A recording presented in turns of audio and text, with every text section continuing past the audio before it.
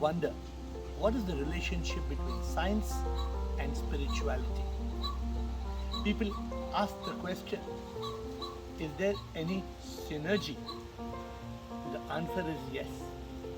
Today both science and spirituality believe that we human beings are nothing but energy. Let's go back.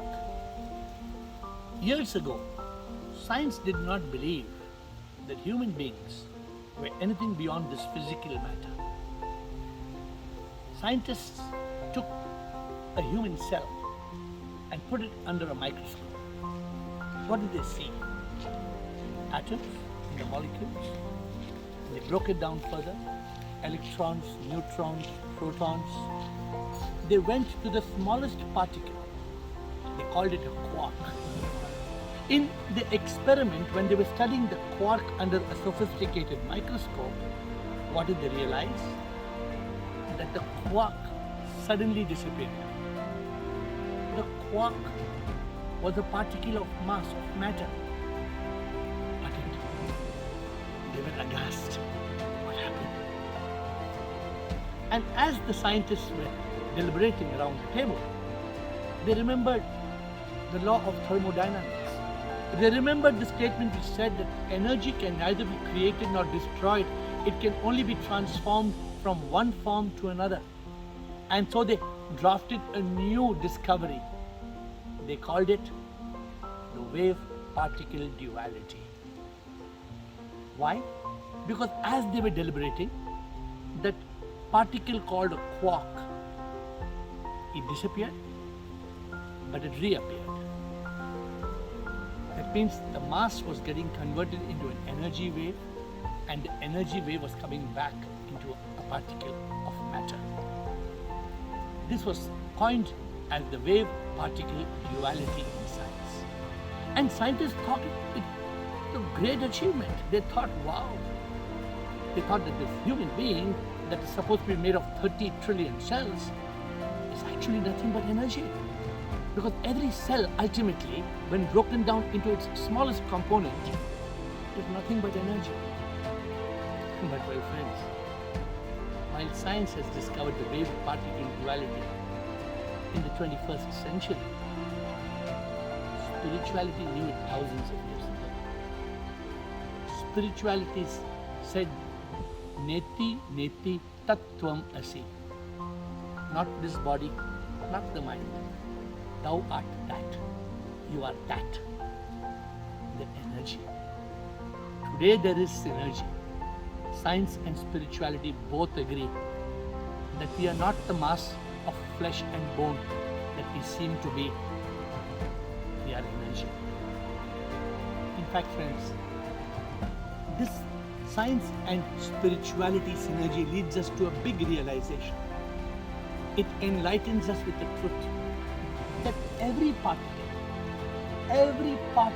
of matter, this tree is made up of a particle, the tiniest particle, that is energy. Everything, the sand, the leaves, everything that you see is nothing but energy. When we realize this, it takes us on the journey of spirituality. It takes us from self-realization that we are not the mass of this body, we are energy. This self-realization takes us to God's realization. The power you see all around you, the sun, the moon, the stars, the birds, the animals, the flowers, every power that you see, the wind that blows, the water that flows, the sun that glows, all the power in the world is nothing but divine energy.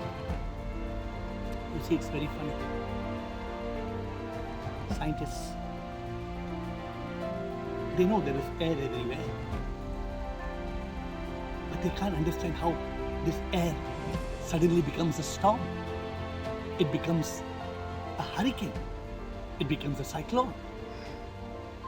They call it nature. Who is controlling this? They look at the waves of the ocean, and suddenly there is a tsunami. Scientists are baffled. And as long as science doesn't submit to spirituality, we will continue to suffer. Today the world is baffled by coronavirus. There is COVID. There are tests and there are false positives, false negatives, and there is vaccines, and then there are dual vaccines, and people are getting the infection twice. Nobody understands. Nobody realizes that death is in the hands of the divine. Spirituality advocates that we don't control our birth, we don't control our death. You didn't decide where you were born. You may be the biggest scientist in the world. When you got created as a zygote, you were just one cell. Around that cell, the embryo was formed. Can any scientist deny this truth? That we started as one cell of energy. And one day, this body will die. Whether it is COVID, heart attack, or just sleeping in the night. When this body dies, what happens? The energy leaves the 30 trillion cells. We are that energy. That's why people say, he is no more. He is departed. He passed away.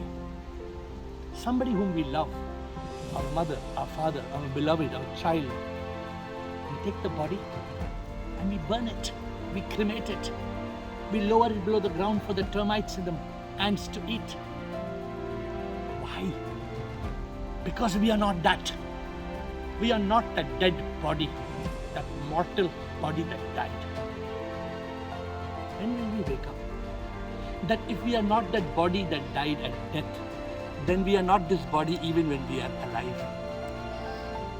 We are energy. And not only spirituality says that, even science admits we are energy.